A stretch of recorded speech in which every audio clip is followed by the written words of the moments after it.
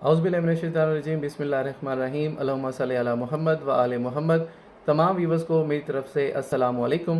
एहलियान coat सुल्तान नायब तहसीलदार मोहम्मद रमज़ान फ़ारूकी साहब को 21 तोपों की सलामी पेश करते हैं, जिन्होंने 6 माह का अरसा गुजरने के बावजूद कब्रिस्तान शेख कुल अहमद नूरी हजूरी की हदबरारी करने में निहायत ही गफलत और लापरवाही से काम लिया है, और अभी तक जो कब्रिस्तान शेख कुल अहमद नूरी हजूरी है उसकी हदबरारी का काम मुकम्मल नहीं हुआ, और रमज़ान फ़ारूकी साहब ने असिस्टेंट कमिश्नर लिया और डिप्टी कमिश्नर लिया खालिद परवेज़ साहब के अहकामात को भी सीरियस नहीं लिया।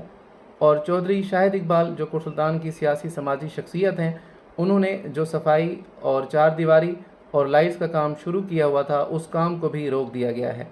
और अब तक कब्रिस्तान के जो मगरबी हिस्सा में कब्रिस्तान का एक छोटा सा टुकड़ा है उसकी जो गलत पैमाइश करवाई गई है वो एक प्राइवेट पर्सन अहमद रज़ा की तरफ से पैमाइश करवाई गई है, जो कि सरासर गलत है।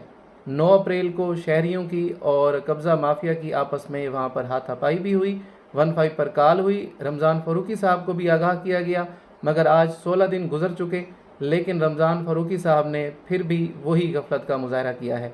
मेरा सिर्फ इतना सवाल है कि आखिर ज़िलाई इंतज़ामिया अपने मातहत ऑफिसर्स के सामने इतनी बेबस क्यों है? शुक्रिया।